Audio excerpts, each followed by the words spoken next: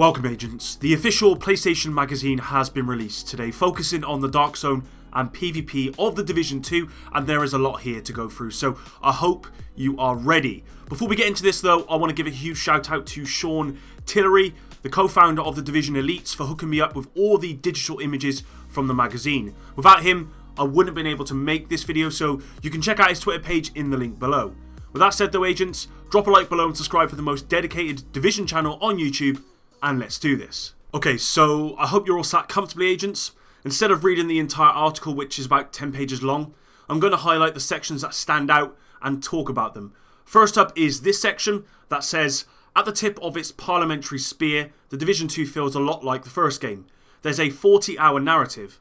Now, the campaign length was actually revealed by Game, the video game retailer, some time ago, but this is confirmation of the campaign length. Next up is a very bold statement, and clearly Ubisoft want all the smoke, and it says, the Dark Zone is still the best endgame draw going. Yes, even better than Destiny 2. Now, if that isn't calling out Bungie, I don't know what is. It's clearly a statement to encourage anyone who plays Destiny, similar in the fact that it's a shooter RPG, to consider playing The Division 2. I play both Destiny and The Division, and for me, they're equally matched. Moving on, and we get confirmation of there being 3 Dark Zones within The Division 2. It says, first and foremost, there are now 3 zones to enter, designed to make this endgame mode more accessible to newcomers. Key to the addition of 2 more zones is the idea of normalization, meaning when you enter a Dark Zone, your gear and your build will be leveled out to match other players in that zone. So this is pretty massive news, the idea of normalization being within the Dark Zone, and something I thought may be coming actually, but I kind of kept it to myself. I didn't want anyone to freak out over this because I'm sure you're all wondering, well, what's the point of min-maxing gear then? Well, let's read on. It goes on to say, if you're a veteran balking at the idea of having your stats normalized to level the playing field, then take note of that number. There are 3 Dark Zones for this very reason. One of the zones will be what Carson calls an occupied Dark Zone, a raw Dark Zone experience which rotates on cadence, where the gloves are off and anything goes. So it appears we are getting 3 Dark Zones. One will be normalized, another will be the raw Dark Zone experience, so I'm going to imagine early days of the Division, so no toggle rogue and no normalization. I'm not sure what the other Dark Zone will be, but it's likely going to be a PvE Dark Zone, but of course that's not been confirmed. Moving on, and it says, the need to make the Division 2's endgame more accessible stretches into the sequel's story campaign.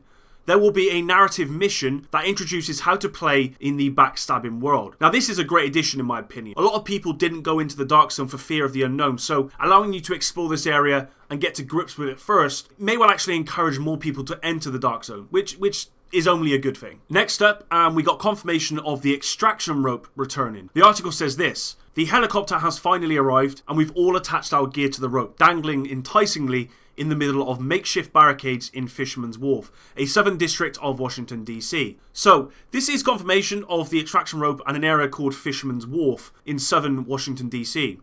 I tried searching this location up on Google, but it brings up 2 areas, the Wharf DC and District Wharf. If anyone knows where this place is exactly, let me know in the comments below. The article goes on saying, as the timer counts down, bullets ricochet off our car cover and team members shout for help. One spot in a group circling us. Being sneaky types, we sit back and snipe from distance. This section goes on to talk about this situation the agents are under, and at no point does it mention toggling rogue. In fact, it says the following. The act of going rogue was a defining moment in the original game. Some rogue players would even wait in hiding for 2 squads to pass, snipe on one player from cover, and then watch the 2 friendly teams slaughter each other, unaware that they've been set up. This would only be possible if you didn't have to toggle rogue, so I am 99.9% sure this confirms that the occupied Dark Zone will have friendly fire turned on, and to me, this is the best news I could have asked for out of this article. Next up, the article talks about the rogue system and Manhunt. It says, for this sequel, Massive Entertainment has extended the rogue system downwards, says Carlson. Manhunt is still the extreme level, but in the Division 2 you can go rogue in other ways, other than simply attacking other Division agents. Now this was somewhat confirmed by SkillUp some time ago, and we speculated that you could possibly steal from chests in the Dark Zone, or from other agents by maybe sneaking, for example. Let's see what these other ways are. It goes on to say, so we have opportunism, explains the game director, detailing how you can steal a supply drop and not share the contents, or loot a downed player asking to be revived. Theft and low-key deeds will still flag you, up as rogue, but it won't be broadcast to everyone. Instead, a new grey rogue state has been added to identify players who aren't killers, but likewise shouldn't be trusted. Okay, so I was definitely not expecting this. As we predicted, you can steal from supply drops, and you don't have to share your supply drops. It hasn't confirmed chests, but with this, you don't actually have to share supply drops if you don't want to. And you can steal from players, but only when they're downed, which is, that is pretty savage. But that is what the Dark Zone should be. So really, really happy with this addition. And this new grey rogue is a good idea, but I can already feel the toxicity coming. Players calling out those who are not man enough to actually fight other players, but instead partake in petty crime. The whole environment is going to be crazy good. It's going to be toxic, and it's going to be the Dark Zone. And I cannot wait. But before we discuss PvP, there is a lot more, so let's carry on. So firstly, let's take a look at this cover artwork, as it has some stuff to read. Top of the picture, it says Gun Caddy in bold, and then the description says, you can loot new gear from enemies. Everything appears on your character's back. You can hop swap between guns by quickly tapping triangle or Y for Xbox players. Everything will appear on your character's back. That's crazy. So instead of having the contaminated loot bags in the Division, you will display everything you've picked up, meaning players can see exactly what you have and what they might want, which is really, really cool.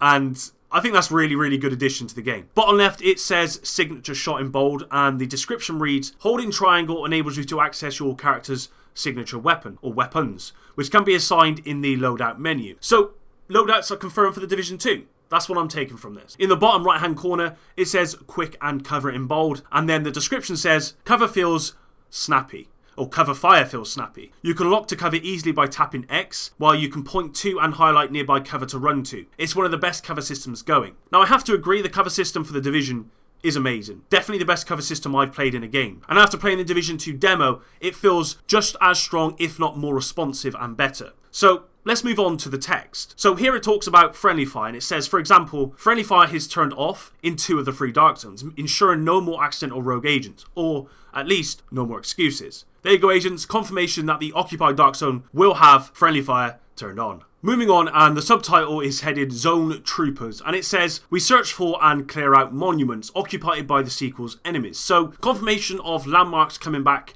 but this time they're going to be called Monument. Moving through, and it says, the heavy units, armoured enemies carrying rocket launchers and machine guns. Now, I knew rocket launchers would be in this game, even it's only been confirmed that elite NPCs carry them, and not something we can use ourselves. This was something I speculated a long time ago, so I'm really happy they're going to be in the Division 2. Maybe we might get a 4th specialist with rocket launchers.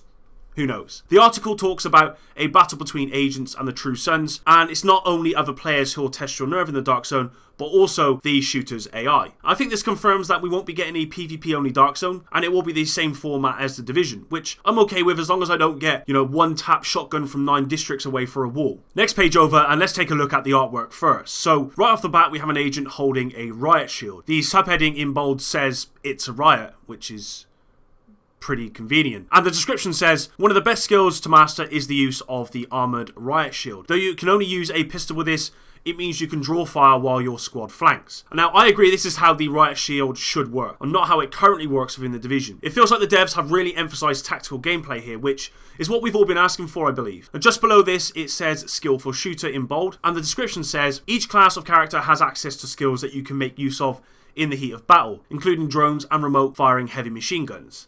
Now, is that the turret this is describing? Because I don't think the turret would be classed as a heavy machine gun. Or is this talking about something else? What do you agents think? Let me know in the comments down below, because this may be describing something different to the turret. And that's really it for the Dark Zone. So let's move on to PvP. Now, as much as I love the Dark Zone, good old PvP is and will always be my favourite game mode in any game. So let's take a look. The article starts by saying, the Division 2's new conflict mode, a PvP set across 3 custom maps and including Skirmish, Team Deathmatch and Domination game types. Yes, we are getting 3 game types within the Division 2 launch, and I'm very excited for this. Whilst I liked Last Stand, my favourite game mode in PvP is Domination. It always will be. And it's because I like taking people out. I like, shooting people down, as bad as that sounds, but also enjoy capturing points with a squad. I like the squad-based gameplay as well. This also confirms that there will be custom maps for these modes, so let's continue. Play the Skirmish on the game's Georgetown map. Georgetown is Washington's older district, is intense and Moorish. The map is small, but crammed with nooks to hide inside, alleyways to scurry down, and everything culminates in a small crossroads overlooked by 2 rooftops. The closeness of the combat, when you're often right on top of a rival squad, tends conflict a distinct COD World War II feel. So this has me massively pumped. Skirmish is the best PvP mode within the Division. I like the small maps, the small spaces, and close quarter combat. The image towards the bottom right shows 2 agents standing out of cover firing at each other, or at least aiming down sights. So my guess is that whilst cover is important for healing, you can stand up outside of cover to fight without any serious consequences. I'm just really happy that Skirmish is coming back, but more than that, I'm really happy Domination will be in the Division 2. They continue on talking about Skirmish, saying each team has a set number of respawns, and once a team has used all, it's game over for that team. So this is just how it works within the Division currently, and they stress how paramount it is to revive teammates in this mode. We then learn that Conflict mode has a separate progression system for gear unlocks, skill leveling, and class upgrades, so dedicated players will really reap the rewards. There's an effort on Massive's part to ensure this mode feels essential. So this to me sounds like the Black Ops 4 tier system or somewhat of that nature, where you can get new stuff by leveling up this mode or this progression system. Again, I think this is really a good move, but I just really hope it's implemented correctly. So that's it really for the PvP section of the article. It doesn't actually go into any details regarding team deathmatch or domination, but I'm sure we're going to hear about that over the next couple of days. I do believe tomorrow we are going to get more information about this. But the article does go on to talk about why they chose Washington D.C. and how it has so much more to offer in its variety than Manhattan did for the Division. Carlson finishes it up by saying, nature is just so full of life. You have an almost jungle-like nature in Roosevelt. Wherever there is nature, it's trying to claw itself back and take over. You have the wide open spaces of the mall, huge lawns and epic monuments. What? Epic monuments? So they've decided to put your boy in the game. Thanks, no, they didn't. But places like Georgetown, which is European in nature and is full of narrow streets and back alleys. Variety is not just about the pleasure of getting contrast and visual variety, but it needs to play differently. Fundamentally, it's just a shooter. And that's very true, but as the magazine suggests, it is a shooter with a strong, deep RPG elements. So there you are, agents. A lot of information here, and I appreciate everyone for checking out this video and sticking around until the end. As you can imagine, this took me some time to script and create, so I'd appreciate you sharing this video on all social media platforms. That would be highly appreciative. And as I said at the start of the video, if it wasn't for Sean Tillery, the co-founder of the Division Elites, for hooking me up with this digital images and all this information, then I wouldn't be able to make this video. So please, I encourage you to go over there and give him a follow, and yeah, just drop out some some good feedback to him. With that said though, I hope you're as excited for me for more information, and until the next one, Epic out.